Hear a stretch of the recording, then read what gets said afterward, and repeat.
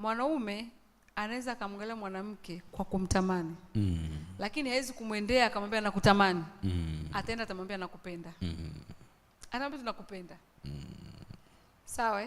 Lakini kilichompeleka pale ni tamaa. Sasa matendo yanayoambatana na ile kusema penda yanaelezea huyu mtu amekupenda ama amekutamani. Kwa hiyo kuna mtu anaweza akamwambia Tito nimekupenda, lakini kumbe anapenda tu sauti yako. Siku sauti yako isipotoka hivi sio kwamba amekupenda kama ulivyo. Au amependa pochi yako.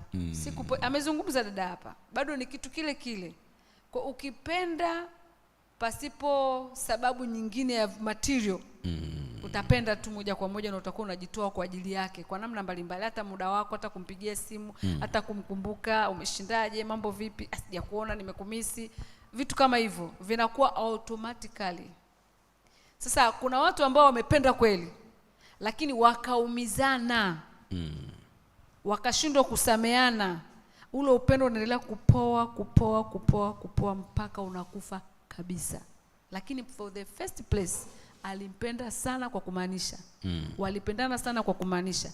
Lakini ile kuumizana na kutokuambizana ukweli, mtu anaweka moyoni, anatengeneza chuki, anageuka anakuwa adui yako kabisa.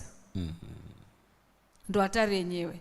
Sasa kutambua mtu anayekupenda Tito, sio kazi ngumu hivyo. Hata mtoto mdogo anajua huyu mtu ananipenda ama nipendi. Kwa sababu hakuna kupenda kusiko kuambatana na kutoa.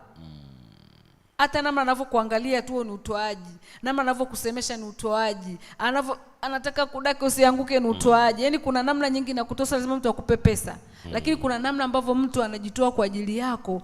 Huyu dada ananipenda. Huyu kaka ananipenda. Huyu mama ananipenda. Yaani kuna namna hata hali anavyozungumza na wewe kwa upendo. Unaona kabisa papa na upendo. Lakini mwingine amekuchukia na unaona kabisa kwa mama nimemkosea nini? Mbona ananiangalia vibaya hivi? Yaani akikuona anasikia hasira.